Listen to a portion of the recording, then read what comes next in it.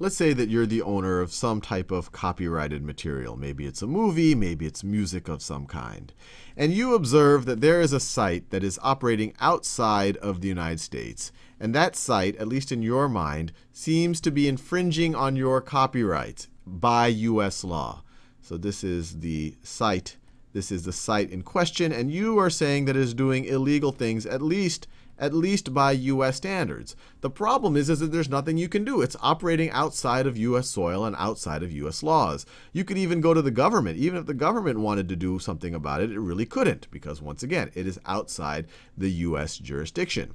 The purpose of SOPA, and it seems fairly benign at first, is to give some tools to these actors to stop this. The problem, and we'll see that it's actually quite a large problem, is it gives tools to these actors to do much more than just stopping illegal activity. It allows them essentially to go on to some degree, a kind of a witch hunt for anyone that might even have a whiff of enabling this type of activity. And it won't even just be for foreign sites.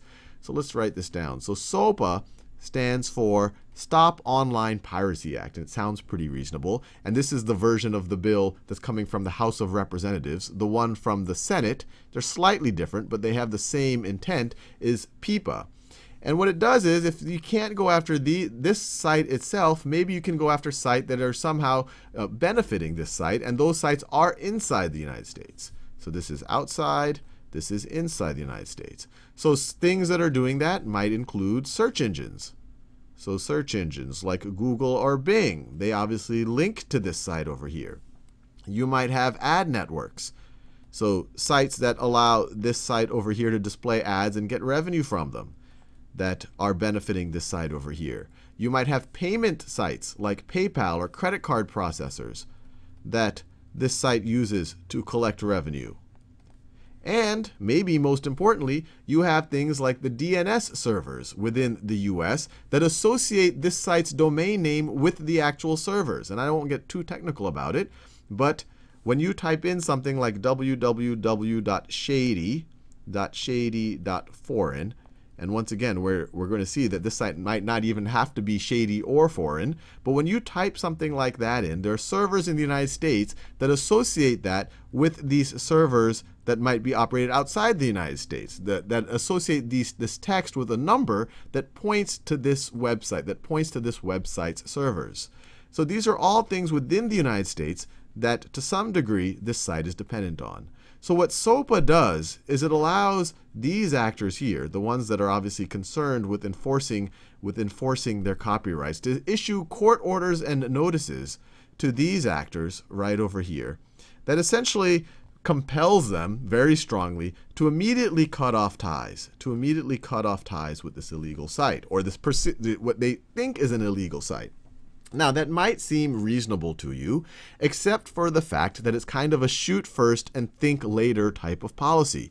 The way it works is you presume guilt until this guy somehow tries to prove his innocence. And we'll see this guy isn't just necessarily sites outside the US. It might even be completely legal, or what I would consider completely legal sites inside the US.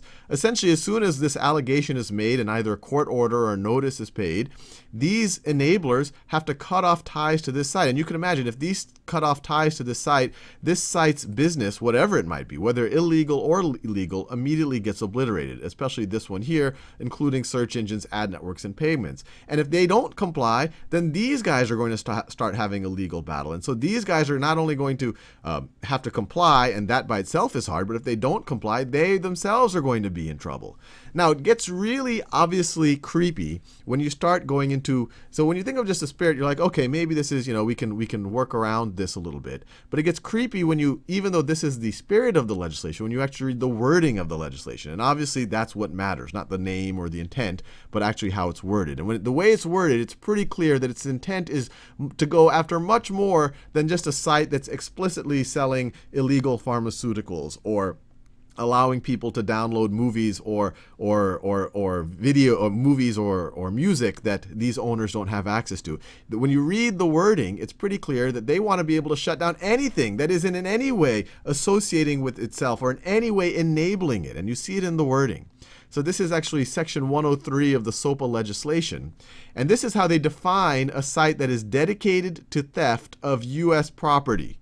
So an internet site is dedicated to theft of U.S. property if, and so, it's usable by people in the United States. And then this is interesting.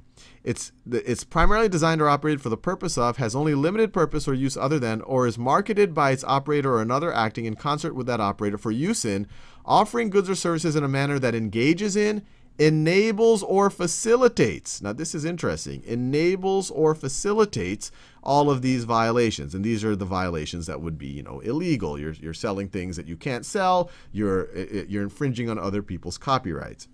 And it might seem harmless, this enables or facilitates, until you think about what that could encapsulate. If I have a site, I guess I am part of a site, Khan Academy. Let's say someone puts a message on Khan Academy, and from Khan Academy, they link to a site that actually is really illegal and that is really shady. They link to it in the message boards. Well, under this, am I enabling? Is Khan Academy enabling or facilitating? And if that's the case, then Khan Academy, by this definition, would be considered to be a site that is dedicated to theft of U.S. property. And there are much bigger players than just Khan Academy that can be thrown into this bucket. Players like YouTube, or Vimeo, or any site, or even a news site that allows people to put comments or allows people to put images, things like Flickr, that maybe in some way the user is infringing on the copyright. Now all of a sudden the whole site, based on this definition, the entire site can be defined as a site dedicated to theft of U.S. property. By this definition, YouTube could be that if it's viewed in kind of enabling or facilitating. Khan Academy, any news site could be viewed like that way. Vimeo could be viewed that way. A photo sharing site could be viewed that. People might take a photo of something they don't have the copyright to and upload an image. And all of a sudden, by this definition, based on just a sense that that's being violated, they won't just be able to shut down these blatantly illegal sites. They will be able to shut down things like YouTube or Vimeo, or even things like CNN.com if someone puts a message or an image that they think is somehow violating. And so it's not just going, right now the methodology is if there's some content on YouTube or Vimeo or some other site that they feel is infringing on their copyright, there are laws where they contact YouTube directly, they point them to the content that seems to be infringing, and then YouTube or Vimeo or whoever will take down that content. But what this allows them to do is shoot first and think later. Oh, look, you are enabling that. If they can convince some court to give a court order, even they can start giving notice to these players right over here to cut off ties with major, what I would consider very legal sites like YouTube or Vimeo or CNN. And it's really almost any site that allows people to upload things onto it or put links on it, which is almost Facebook is another one. Facebook. Anything that has user-generated content, if on just a whim, they could take down the entire site, not just take down that user-generated content. They could, with convincing just one judge or convincing just any of these, they can cut off ties with Facebook, not even making Facebook.com point to Facebook anymore. CNN, they could just completely take down these sites on a whim. And it gets worse than that, because you would say, well, look, if they're taking this down on a whim, and maybe they kind of thought it was, but they didn't do their homework, and they later realized that it wasn't copyright infringement, couldn't these guys sue back? Although already the damage would have been done. These sites would have been taken down. They would have lost millions or billions of dollars. Millions or tens or hundreds of millions of users would not be able to access these things. And this would also be true for Wikipedia. If someone uploaded something where it wasn't completely 100% vetted, they could take down the entire site, not just that content. And you say, okay, that's bad enough, but couldn't these people say, hey, look, you wrongfully took us down, we're going to sue you now? Well, to see that they can't and to see how one-sided this legislation is, notice the threshold for being able to sue back if you kind of misrepresented a violation. The only way you are kind of held accountable is if you knowingly, materially misrepresented the violation. So if the copyright holder just says, oh, I think someone on YouTube, I feel pretty good that someone on YouTube is violating it, that YouTube is enabling a violation, and therefore YouTube is a site dedicated to theft of U.S. property, and later on it finds out that it wasn't, it was fair use, or maybe that person actually did have the copyright to it, they can't be sued because they said, well, I just thought it was. They weren't knowingly, materially misrepresenting themselves. So even if it ends up not even being a violation, these guys could take the site down. Maybe some small producer actually secured the rights, put it up on YouTube, and then all of a sudden these guys take down all of YouTube based on not actually knowing what they're talking about. And there can't even be a countersuit in that case based on the law. And it gets even creepier than that, because to be considered this, you don't even just have to enable or facilitate, which is almost anything. One could argue even a computer is enabling or facilitating this on some level.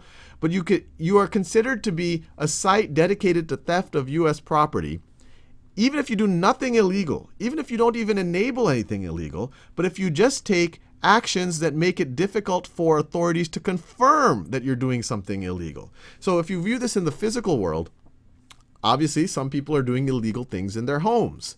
And obviously a lot of people lock their doors to keep people out of their homes. And maybe people doing illegal things are even more likely to lock their doors and close their shutters.